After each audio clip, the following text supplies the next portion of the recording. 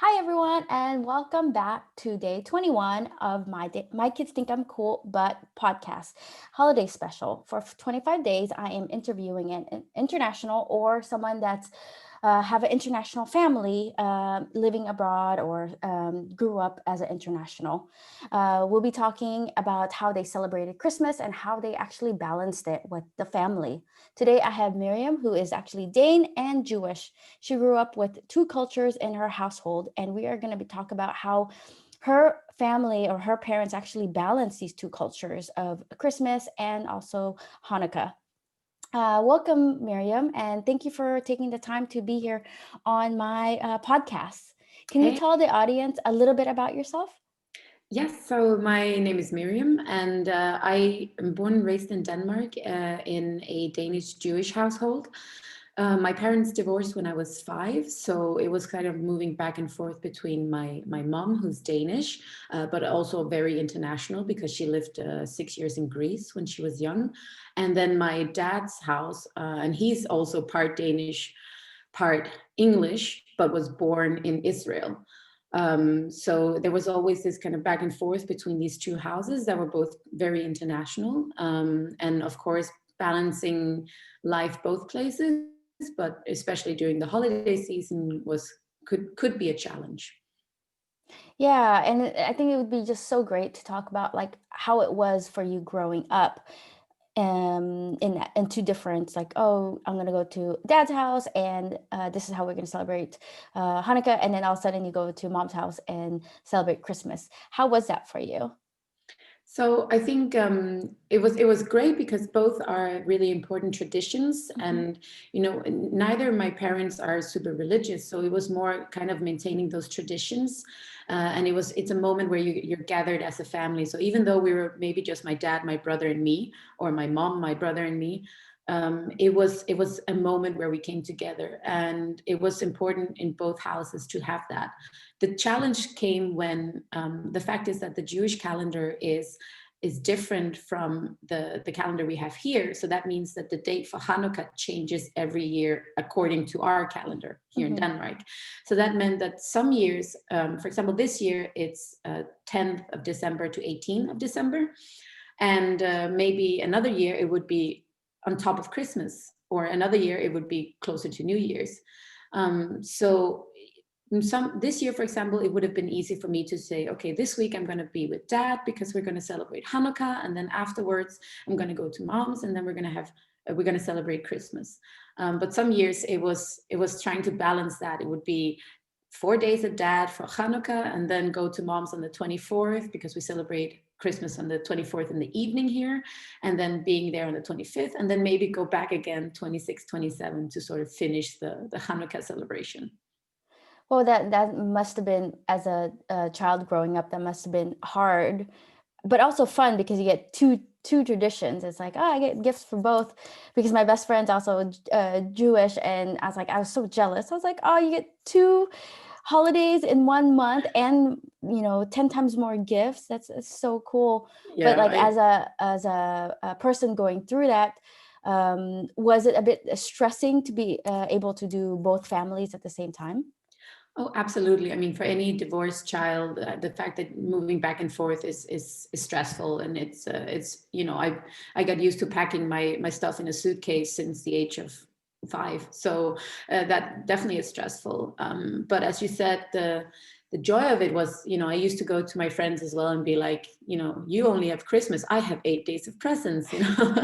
And even though the presents are really small, you get like crayons one day and maybe a marker the other day. It's not a lot, but it was still kind of that element of every day there would be a new present. It was really exciting.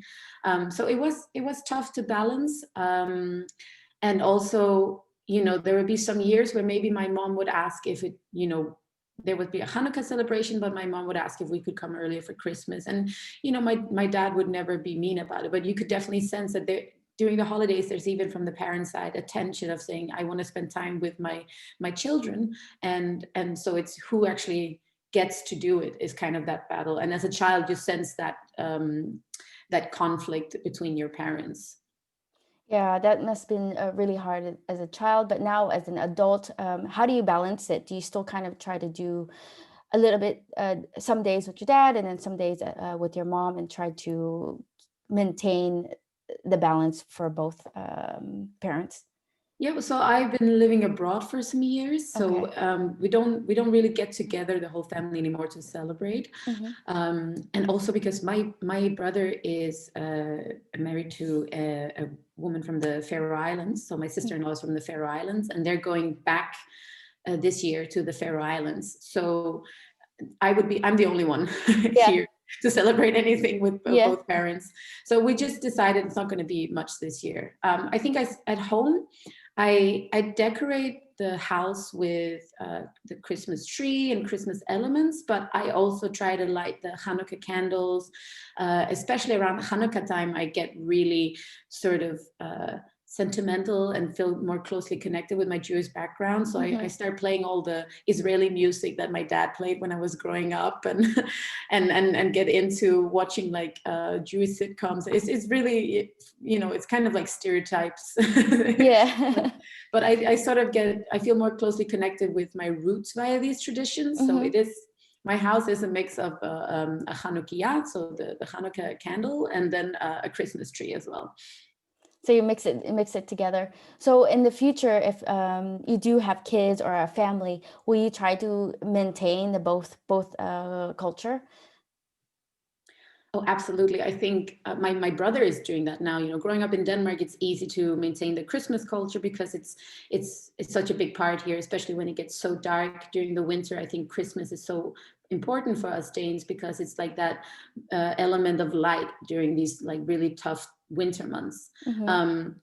But also maintaining Hanukkah. Hanukkah is also a festival of lights, so Yeah. it's also important. And with my brother, I have a nephew who's a year and a half now, and we've been doing that. Last year, we celebrated Hanukkah everyone together, and he got to wear the kippah, the little skull cap, and it's just being aware of those traditions. I think is very important. So absolutely, I would do that, and not just Hanukkah, but also Shabbat or the other Yom Kippur, these kind of traditions, I would try and maintain, even though I'm not super religious, just having those traditions, I think is important. Yeah, especially for the kids to know, their family's background and where they Mm, come from. absolutely. What are like your favorites about, the Hanukkah tradition and also the Christmas tradition? What are the two favorites that you have with those? Um, I think it's with both of them, it's the element of lighting candles Hmm. and of singing. In Denmark, I've heard this from a lot of international friends that they can't believe that we actually light the candles on the Christmas tree. They're Oh like, yeah. live fire? Like, are you crazy? But it's just, the tree is like the center of Christmas here in Denmark, and it's so beautiful when it's lit with the candles, and there's this warmth coming from the candles, and it's the same. There's something ceremonial, also with the Hanukkah when you're lighting the candles, and there's the prayer, and you start singing the Hanukkah song, and I love that. I used to sing a lot when I was little, and I studied music in high school, so the whole element of song is so important for me, and I think it's also very much connected to culture and traditions. The the Hebrew and singing in Hebrew is very important, but then also when it comes to the Danish Christmas traditions, we sing and dance around the Christmas tree. So it's really much focused around the song, the element of song and music. That's so great that when I came to Denmark, I was surprised how much Danes sing. Yes. Like everything is a song. Like there's a wedding, you get a song written to you Yeah. about you, or if there's a graduation or some big event, or the every 10-year anniversary, there's a song. Yes, and it's a common tradition to take like a common song, a pop song even that everyone knows, and then rewrite the words to fit with the person. For example, now it's your birthday, you're turning 25, and then just change the lyrics like that. Yeah. So that actually surprised me. I was like, wow. I was like, and everyone sings. It's not. Mm, It's not you're weird if you sit there and don't sing. So I'm there like trying to pronounce the words. I'm like, Well done. I'm trying. Even when we do the dancing around the Christmas tree, and I don't know Mm, all the Christmas songs. mm, So I try to learn them. I actually try to learn them now since my daughter is 4 and she mm, knows all of them. She yeah. loves singing. So she tries to teach me, and I think it's so much fun. That's one of the main traditions here in Denmark is singing and dancing around a tree during Mm. Christmas. It's also something really to connect generations, because those songs have been there for centuries, right? And also some of, I think it's also interesting for internationals to sort of study the Christmas songs, because a lot of them are written in kind of old Danish, or they speak of a Denmark in maybe the 1800s. So there's some words there that you wouldn't learn normally, and it's kind of an introduction to a whole new level of learning Danish. So I didn't even think about that. I was just reading. I just thought they're all Danish words. I was like, yeah, yeah. they're all important. But now thinking about it, yeah, those words I've never seen or heard people say those words normally in a Mm. conversation.